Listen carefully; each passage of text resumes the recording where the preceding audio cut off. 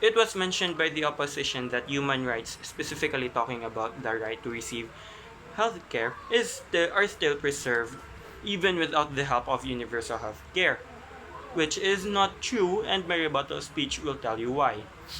Although it is true that status quo has a lot of ways to help people in healthcare, especially that a lot of private health insurance companies exist and citizens can just apply it themselves. That's why the previous speaker may have thought that it is not the government's obligation anymore.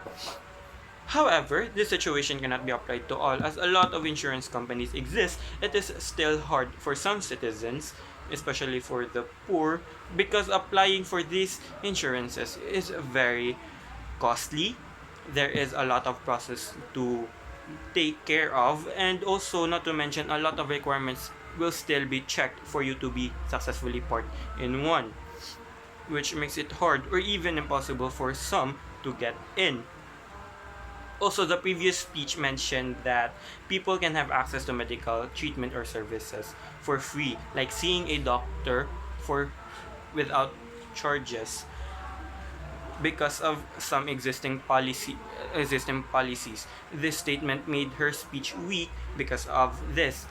This is possible because universal healthcare is already existing in some countries like Japan, for example, and free medical service are existing or possible because of the existence of universal healthcare. Without universal healthcare, it is nearly impossible or even impossible for some doctors to give services to people for free because even doctors have their needs. Although added burdens although added burdens may arrive especially for the government and the citizens, like budget cuts for certain projects or even increased tax for citizens. However, the benefit of these are greater than the burdens, such as already mentioned, reduced medical health bills. With this, whenever taxpayers or even the citizens needed medical attention, their burden upon paying these bills are reduced because of these healthcare policies, as they can also avail these benefits and not just for the poor. So it is not a lose for these taxpayers or working people.